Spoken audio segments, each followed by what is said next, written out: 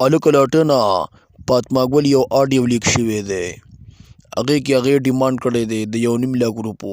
طوطي ګله ولې دا سروې دی کو چې د 1.5 لاک روپو ډیمانډ کوي؟ ته پلی که ویډیو چې چا سره ډیمانډ کړی دی. او ګوره ګوره 1.5 لاک روپو نه یو روپۍ زه کمه نه اخلم ښه.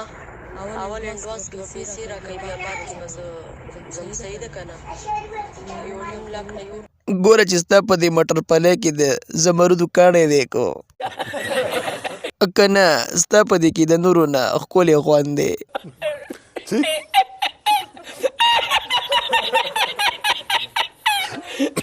لاټنه دا کوم مخلوق دی په دې ځمکه باندې اوسېږي؟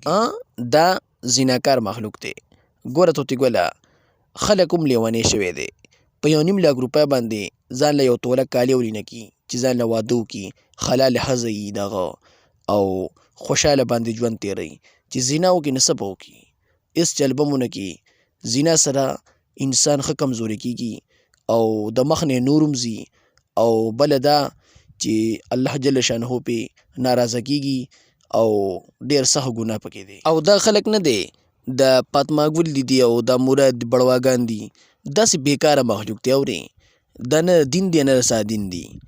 دوی صرف اور صرف په شام کې په مخم کوي. د سونیا شاه خبره دوستانو تاسو ته زه ریکویسټ کوم چې خپل وخت مه ضایع کوئ. اورئ 1.5 لاک روپۍ تاسو دوی له ورکوئ نو ورشئ په 1.5 لاک تقریبا 1,60,000 چې کوم دي نو په هغې باندې توله کالي کېږي. نو ځان له کالي پیسې پوره کړئ او ځان له واده ولې نه کوئ چې دا زنا کوئ.